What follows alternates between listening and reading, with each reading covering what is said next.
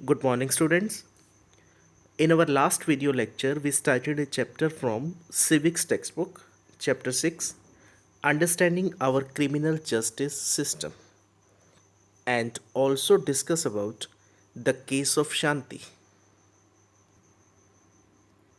Shanti was arrested by police in the case of theft in house of Mr. and Mrs. Shinde.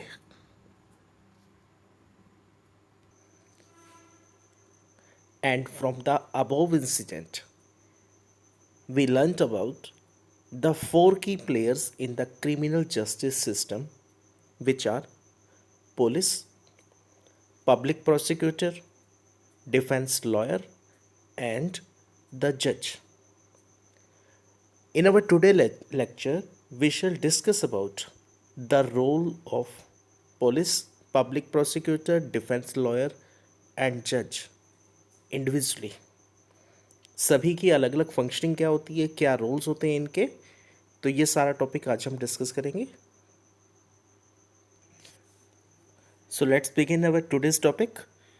What is the role of the police in investigating a crime? तो जब भी कोई crime होता है तो उसमें कौन investigate करता है? Police officers. हम एक एफआईआर लॉन्च करते हैं, एक एप्लीकेशन देते हैं रिटर्न में कि हमारे घर पर ऐसे ऐसे कोई चोरी हुई है, तो उस केस को इन्वेस्टिगेट करने का काम करती है police. One important function of the police is to investigate any complaint about the commission of a crime. An investigation includes recording statements of witnesses. Witnesses means गवाह. And collecting different kinds of evidence. अलग अलग तरह के सबूत इकट्ठे करना, गवाही लेना किसी की. On the basis of the investigation, the police are required to form an opinion.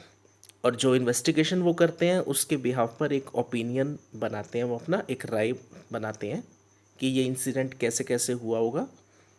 If the police think that the evidence points to the guilt of the accuse person, then they file a charge sheet in the court. अगर उनको लगता है कि कोई evidences हैं, कोई proofs हैं, कोई सबूत हैं जो किसी इंसान को एक दोषी बता रहे हैं, एक्यूज्ड, जिसके ऊपर एक इल्ज़ाम लगाया गया है, अगर उसके रिलेटेड है, जो ये प्रूव करते हैं कि ये गिल्टी है, तो वो क्या करते हैं, चार्जशीट बनाते हैं और चार्जशीट को कोर्ट में सबमिट किया जाता है. अब पुलिस का काम क्या होता है? सिर्फ इन्वेस्टिगेशन करना, ना कि उस चीज़ पर अपनी एक राय बनाना. डिसीजन लेने का राइट नहीं है उनको, जज करने का राइट नहीं है. जज करने का राइट किसको होगा? जज, जहाँ पर जजमेंट्स होंगी कोर्ट्स के अंदर. To decide whether a person is guilty or innocent, that is for the जज टू डिसाइड. ये काम कौन करेगा? जज करेगा. You read in unit 2 about the rule of law, which means that everyone is subject to the law of the land. This includes the police. Police investigations always have to be conducted in accordance with law and full respect for human rights. तो जब भी investigation होगी वो कैसे होगी? पूरे नियमों के साथ, लॉज के अंदर और रिस्पेक्टफुल कंडीशंस में, ह्यूमन राइट्स के through. The Supreme Court has laid down guidelines that the police must follow at the time of arrest, detention and interrogation. तो सुप्रीम कोर्ट जो है उसने कुछ गाइडलाइंस दी हैं कि जब किसी को अरेस्ट किया जाएगा तो उसके लिए कंडीशंस क्या होंगी, उसके साथ इंटेरोगेशन कैसे की जाएंगी. The police are not allowed to torture और बीट और शूट एनीवन ड्यूरिंग इन्वेस्टिगेशन. तो इन्वेस्टिगेशन के दौरान किसी को टॉर्चर करना, किसी को पीटना, प्रताड़ित करना, इस ऐसा कोई राइट नहीं है उनके पास, ऐसा अलाउ नहीं है उनको. They can't inflict any form of punishment on a person even for petty offence. Article 22 of the constitution and criminal law guarantee to every arrested person the following fundamental rights. Article 22 एक दिया गया है हमारे constitution में. तो ये क्या करता है, जिन लोगों को अरेस्ट किया जाता है तो उनको कुछ राइट्स प्रोवाइड करता है. What are these rights? क्या है ये rights? The right to be informed at the time of arrest of the offence for which the person is being arrested, कि किसी को जब अरेस्ट कर रहे हैं तो उसको बताना पड़ेगा कि आपको किस चीज़ के लिए अरेस्ट किया जा रहा है। The right to be presented before a magistrate within 24 hours of arrest, जब भी अरेस्ट करोगे तो विद इन 24 आवर्स आपको उसको कोर्ट में पेश करना होगा, प्रेजेंट करना होगा बिफोर द जज। The right not to be ill treated और टॉर्चर्ड ड्यूरिंग अरेस्ट और इन कस्टडी, जब तक वो आपके पास रहेगा पुलिस के पास तो तब तक आप उसके साथ कोई गलत बर्ताव नहीं करोगे। Confession made in police custody cannot be used as evidence against the accused, और जो कन्फेशन वहाँ पे करवाया जा रहा है, पुलिस कई बार जैसे टॉर्चर करती है और ज़बरदस्ती लिखवा लेते हैं उससे कि मैंने ये पनिशमेंट जो है किया है या ये एक्ट किया है, तो उस चीज़ को एविडेंस नहीं माना जाएगा। A boy under 15 years of age and woman cannot be called to the police station only for questioning। तो 15 साल से कम के जो बच्चे हैं और जो लेडीज़ हैं, वुमेन्स जो हैं, उनको क्वेश्चनिंग के लिए पुलिस स्टेशन में कॉल नहीं किया जा सकता। और सुप्रीम कोर्ट ने कुछ कंडीशंस लगाई हैं कि जो भी अरेस्ट कंडीशंस होंगी, जो अरेस्ट करने के लिए जाएगा तो उसके लिए भी कुछ बेसिक रिक्वायरमेंट्स हैं। The police officials who carry out the arrest or interrogation should wear clear, accurate and visible identification and name tags with their designation। तो वो पूरा ड्रेस में होना चाहिए, अपनी वर्दी में होना चाहिए और उसके ऊपर टैग लगा होना चाहिए, जो उसका आई कार्ड वगैरह है वो प्रॉपर उसके पास होने चाहिए। A memo of arrest should be prepared at the time of arrest and should include the time and date of arrest. तो कागजी कार्रवाई की जाएगी कि इस इंसान को कब अरेस्ट किया गया, किस टाइम पे अरेस्ट किया गया। It should also be attested bye at least one witness who could include a family member of the person arrested, और एक विटनेस भी होगा उसके अंदर, वो विटनेस जिसको अरेस्ट किया गया उसका कोई भी फैमिली मेम्बर हो सकता है। Arrest memo should be counter signed by the person arrested, और जिसको अरेस्ट कर रहे हैं आप उसके भी साइन होंगे उसके ऊपर। The person arrested, detained or being interrogated has a right to inform a relative, friend or well-wisher। उसको राइट है कि वो अपने किसी भी वेल विशर को इन्फॉर्म कर सकता है कि हाँ जी मेरे को ऐसे ऐसे अरेस्ट किया जा रहा है। एंड व्हेन ए फ्रेंड और relative lives outside the district, the time, place of arrest and venue of custody must be notified by police with in 8 to 12 hours after arrest. और अगर किसी की फैमिली किसी और जगह पे रहती हैं, बाहर गए हुए हैं, तो विद इन 8 to 12 आवर्स आपको उसकी फैमिली को इन्फॉर्म करना पड़ेगा। What is FIR? First information report. क्या होता है ये? With the registration of an FIR that the police can begin with investigation। The law states that it is compulsory for an officer in charge of a police station to register an FIR whenever a person gives information about a cognizable offense। कि जब भी कोई act होता है, कोई theft का या ऐसा कुछ क्राइम होता है और आपके पास कोई इंसान आता है एप्लीकेशन देने के लिए कि हाँ जी मेरे साथ ये गलत हुआ है, तो एक FIR लॉन्च की जाती है जो। This information can be given to the police either orally or in writing। The FIR usually mention the date, time and place of the offense। तो सारा डिटेल हम इसके अंदर लिखते हैं। जैसे आपका कोई व्हीकल चोरी हुआ है या कोई और इंसिडेंट हुआ आपके साथ, तो आप उसके लिए क्या करते हैं, FIR लॉन्च कराते हैं। तो पूरा का पूरा इवेंट जो है वो उसके अंदर नरेट किया जाता है, including a description of the events, identity of the accuse person, अगर आपको किसी के ऊपर कोई डाउट है, एक्यूज्ड है कोई, विटनेसेस हैं अगर आपके पास कोई, and the FIR also states the name and address of the complainant, and the complainant also has a legal right to get a free copy of the FIR from the police. What is the role of the public prosecutor? Public prosecutor is advocate। कौन है वो? एक advocate है। A criminal offense is regarded as a public wrong कि जब भी कोई crime होता है तो वो क्या होता है, पब्लिक के लिए वो गलत हो रहा है। सोसाइटी कभी नहीं चाहती कि हमारी सोसाइटी के अंदर इस तरह के क्राइम्स हों। What is mean by this is that it is considered to have been committed not only against the affected victims but against society as a whole, बल्कि वो पूरी सोसाइटी के लिए हो रहा है। Do you remember the case of the Dori death of Sudha that we read about in the previous chapter? And the case was launched as accused Lakshman and his family was presented by the state. That's why the case was called State versus Lakshman Kumar and others. And in this chapter, we studied an example of case which was Mrs. Shinde versus Shanti Hembram. In court, it is the public prosecutor who represents the interest of the states. The role of the prosecutor begins once the police has conducted the investigation and filed the charge sheet in the court. तो police जो investigation करती है, जो interrogation कर रही है, तो उसके बाद वो क्या करते हैं, एक चार्ज शीट प्रेजेंट करते हैं। He or she has no role to play in the investigation. The prosecutor must conduct the prosecution on the behalf of the state.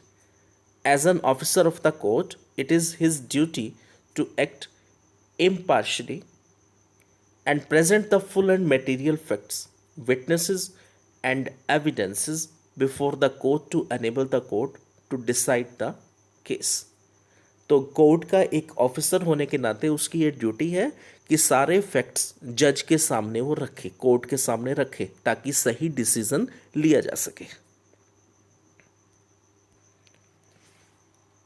What is the role of the judge? The judge is like an umpire in a game. अब जज का role क्या है, जैसे एक empire होता है cricket match के अंदर या किसी भी मैच में, तो वो क्या करता है, वहाँ की सारी कंडीशंस को ऑब्जर्व करता है और फिर अपना डिसीजन देता है।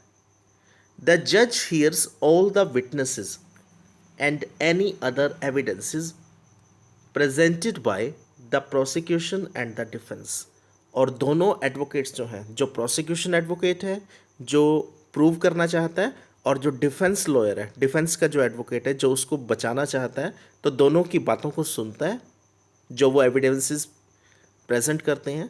द जज decide whether the accused person is guilty or innocent on the basis of the evidence presented and in accordance with the law. If the accused is convicted, then the judge pronounce the sentence. अगर उसको लगता है कि ये वाकई में ही ये दोषी है, इसी ने किया ये क्राइम, तो क्या करता है, वो उसको सेंटेंस देता है, सज़ा सुनाता है उसको।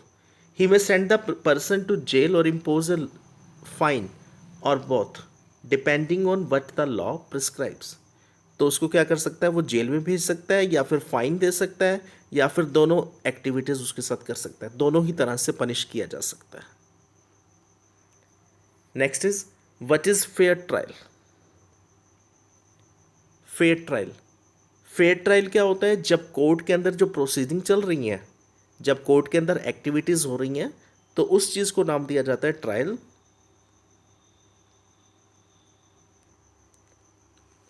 अब कई बार क्या होता है कि पूरे इंसिडेंट्स, पूरे फैक्ट्स जो हैं कोर्ट में प्रेजेंट नहीं किए जाते, पेश नहीं किए जाते, जज के सामने सारा डाटा नहीं रखा जाता। अगर जज जल्दी में अगर कोई डिसीजन ले लेता तो शांति के साथ गलत भी हो सकता था। Let us for a moment imagine what might have happened if the जज decide to try Shanti's case very differently.